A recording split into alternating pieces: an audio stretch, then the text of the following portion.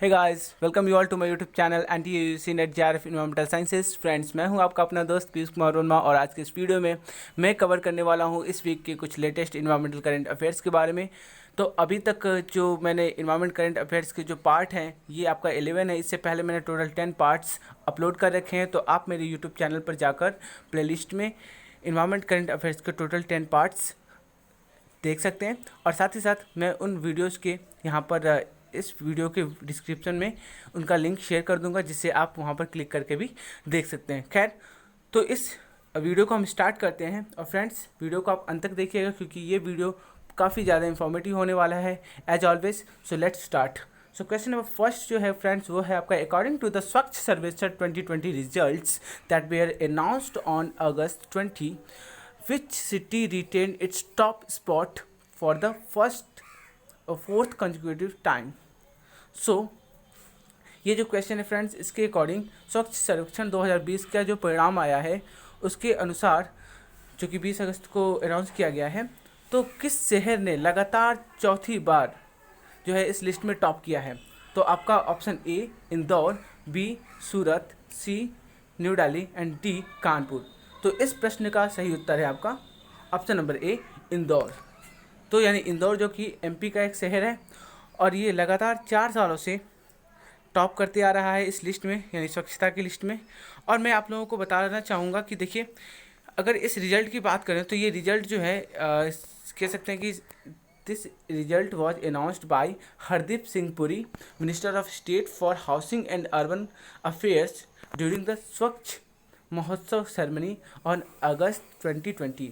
तो आपको ये बात याद रखनी है। देखिए, एग्जाम के पॉइंट ऑफ व्यू से ये इंपॉर्टेंट है कि किसने अनाउंसमेंट किया था। तो आपको ये नाम याद रखना है, बाय हरदीप सिंह पुरी। और ये क्या है? तो minister of state housing and urban affairs हैं। और कब हुआ था? तो 20 अगस्त को हुआ था, स्वच्छ वन महोत्सव के दौरान। अब क्वेश्चन आता है कि ये जो बैकग्राउंड की अगर मैं बात करूँ तो स्वच्छ सर्वेक्षण ये है क्या, यानी क्लीनलीनेस सर्वे ये है क्या? तो ये एक एनुअल सर्वे होता है जो स्वच्छता और हाइजीन सैनिटेशन जो शहरों में है और टाउन्स में अक्रॉस इंडिया, उनको यहाँ पर कह सकते हैं कि उनकी रैंकिंग की जाती है।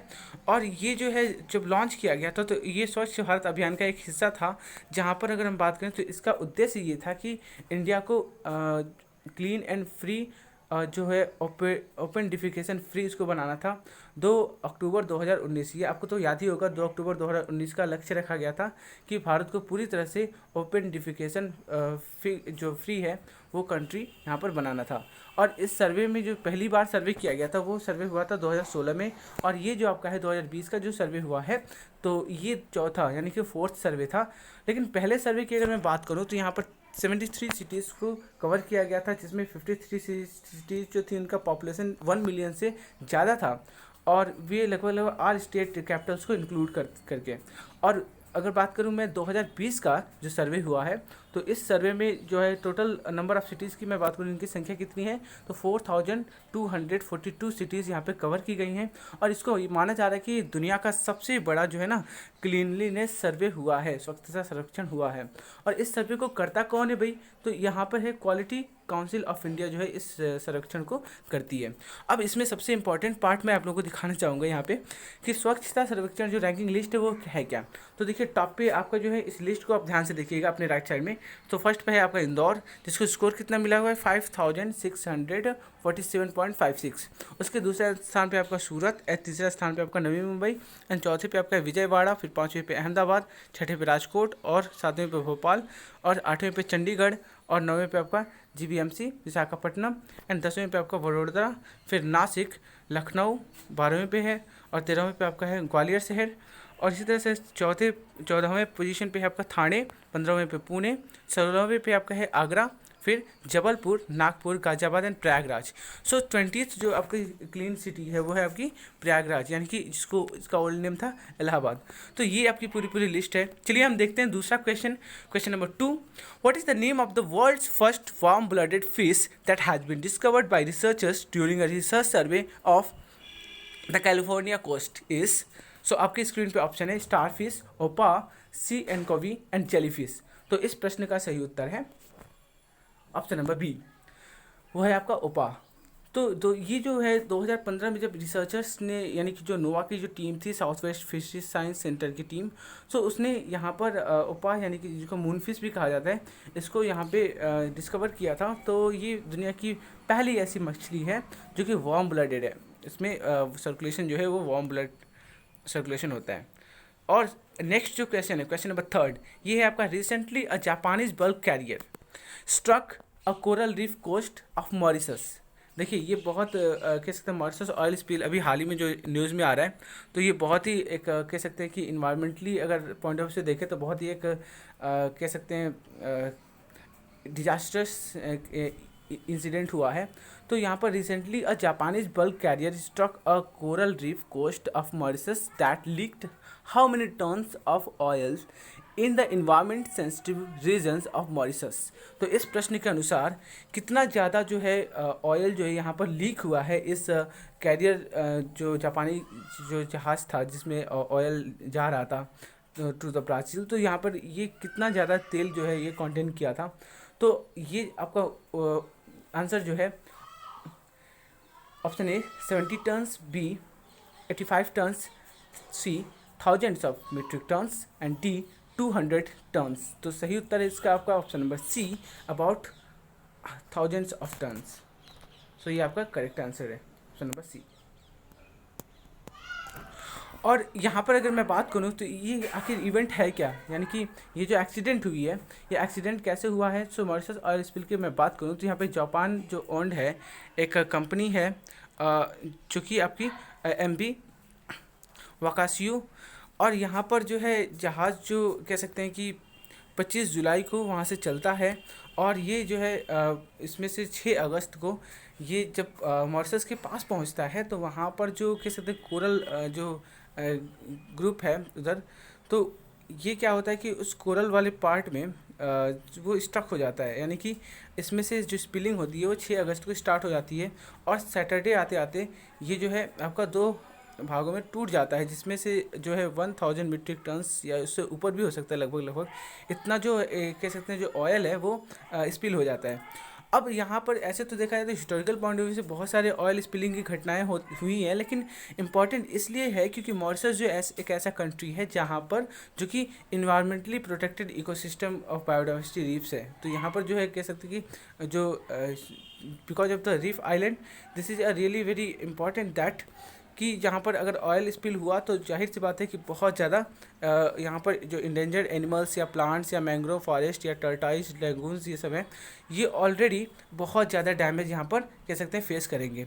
तो अब तो डैमेज इतना ज़्यादा हो चुका है कि एक्सपर्ट ने अभी तक कहा है कि भाई इस स्पिलिंग की वजह से, देखिए यही वो जहाज़ है जिसमें से सारा का सारा ऑयल जो है स्प्रेड हो गया है, और पूरा का पूरा जो ना इसमें जो सिचुएशन है बहुत ही ज़्यादा एडवर्स है, और गवर्नमेंट्स यहाँ पे एफर्ट लगा रही हैं ताकि और कई सारे कंट्रीज़ जिसमें इंडियन गवर्नमेंट ने भी असिस्टेंस दी है, तो इस ऑयल को क्लीन करने का ऑपरेशन चल रहा है। फिर भी ये एक बहुत ही कह सकते हैं कि ज़्यादा थ्रेटनिंग कंडीशन है, बहुत ही ज़्यादा कह सकते हैं एक ऐसी कंडीशन है जिसको हम बोलते हैं इन्वायरमेंटली ये साउंड फ्री नहीं है।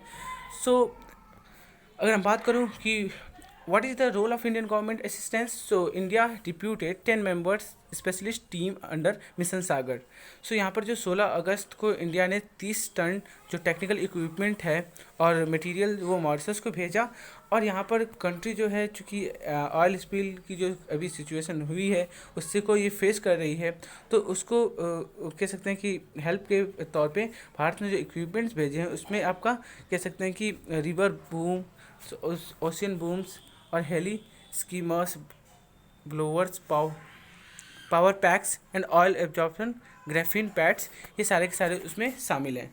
और बात करें मिशन सागर क्या है भाई, तो मिशन सागर की अगर मैं बात करूं तो मिशन सागर एक security growth for all in the region, यानी कि जो आपका इंडियन ओशियन रीजन है, तो इसमें से जितने भी आपके कंट्रीज़ हैं उनके लिए ये जो मिशन सागर इंडिया ने लॉन्च किया है, इसके अकॉर्डिंग ये 2015 में लॉन्च किया गया था। तो ये इकोनॉमिक और साथ ही साथ जो मेरीटाइम जो नेविगेशन है उसमें सिक्योरिटी के लिए ये मिशन सागर लॉन्च किया गया था। जहाँ पर अगर हम बात करें तो इसकी ज़रूरत क्यों पड़ी, so mission Sagar provides opportunity to secure transportation of 80% of global trade. तो इसी से आप समझ सकते हो कितना ज़्यादा इसका इंपॉर्टेंस है। और साथ ही साथ अगर हम बात करें तो this mission helps to check Chinese influence in the Indian Ocean region, as well as if you talk about the seabed in the Indian Ocean region provides 32% of global supply of hydrocarbons. So the mission will help protect the resources. तो ये बात आपको समझ में आ गई होगी. Next है आपका इसका सिग्निफिकेंस क्या होगा. तो जाहिर सी बात है कि इसका सिग्निफिकेंस जो है इस मिशन का आप कई मायनों में देख सकते हैं और कई सारे पॉलिसीज़ में, जिसमें आपका प्रोजेक्ट सागरमाला है. सो सागरमाला प्रोजेक्ट का उद्देश्य क्या है. तो ये आप एक तरफ से जो पोर्ट है ना, पोर्ट का पूरा एक स्ट्रिंग यहाँ पर डेवलप करना है इंडियन कोस्ट के आसपास. तो यहाँ से क्या होगा, ये इनिशिएटिव जो है इसका फोकस जो है कह सकते हैं कि पोर्ट लेड डेवलपमेंट पे है और पोर्ट इंफ्रास्ट्रक्चर को यहाँ पे इन्हांस करने की है. और इस प्रोजेक्ट मौसम की बात करें तो ये आपका एक कल्चरल और इकोनॉमिक प्रोजेक्ट है, जिसका उद्देश्य है कि कंट्रीज़ जो इंडियन ओशियन कंट्रीज़ में हैं उनके साथ कह सकते हैं कि कोलैब किया जाए और डेवलपमेंट की एक्टिविटी की जाए. और इंडिया की अगर बात करें तो it acting as a net security provider. So in case of if you talk about mission सागर.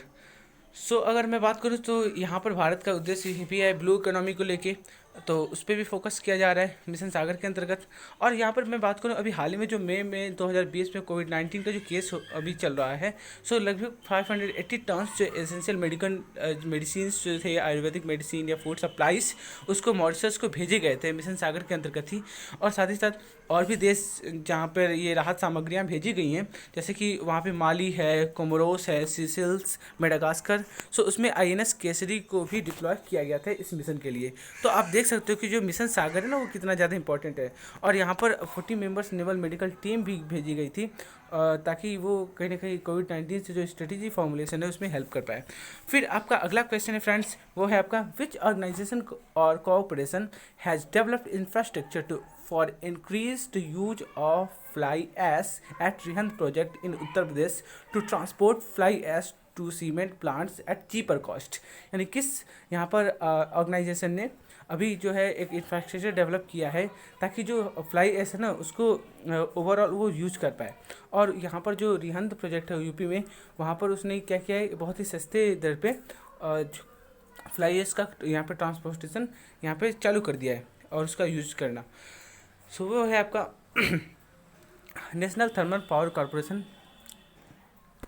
यानी कि options A ONG, fail, NTPC and RPCL. तो ये है आपका ऑप्शन नंबर C NTPC, यानी कि national thermal power corporation. So now इसकी अगर बात करूँ तो हाईलाइट्स की अगर मैं बात करूँ, so the infrastructure is being developed by NTPC. So to help NTPC achieve its goal of 100% utilisation of fly ash from power plants. So this will enable power plants to upgrade the utilisation of fly ash. So in the year अगर हम बात करें 2019 और 20 की, so around 44.33 million turns जो था आपका fly ash उसको यूज किया गया. So this is 73.31% of fly ash generated. और यहाँ पे फ्लाई एश क्या होता है, सो फ्लाई एश जो होता है जब आपका कोल कंबस्टन होता है ना उसका एक प्रोडक्ट होता है. Now friends we talk about question number 5. अब ये क्वेश्चन नंबर 5वां क्या है, recently mount Sinabung erupted on August 10th, 2020, spewing massive tower of smoke and ash into the sky, plunging local communities and villages into darkness. This volcanic mountain is situated in. तो ये mountain सिनाबर्ग जो है ये अभी हाल ही में 10 अगस्त को ये eruption हुआ था. तो ये जो है वॉल्केनिक माउंटेन कहाँ पर है, तो ऑप्शन है आपका A India, B Indonesia, C Japan और D है आपका इटली. सो इस प्रश्न का सही उत्तर है आपका ऑप्शन नंबर B यानी इंडोनेशिया. सो यहाँ पर वॉल्केनो जो है it was sort of massive column of ash. जब यानी कि ये जो वॉल्केनो यहाँ पे फटा तो इसमें जो है जो एश जो है बहुत ही ज़्यादा कह सकते हैं उसका कंटेंट निकला और स्मोक जो कि लगभग कहाँ तक स्प्रेड हुआ, तो उसकी जो हाइट थी ना अप्रॉक्सीमेटली अगर क्रिस्टल पार्ट से देखें तो 5000 मीटर यानी कि 16,400 फीट ऊपर हवा में ये फैला. और एज ए रिजल्ट एक बहुत ही ज़्यादा थिक लेयर जो है एस की वो कह सकते हैं 12 माइल्स का जो दायरा था उसको वहाँ पर कवर कर दिया. तो ये बहुत ही ज़्यादा इम्पोर्टेंट इवेंट है जो कि अभी हाल ही में इंडोनेशिया में हुआ है। So thanks for watching this video friends.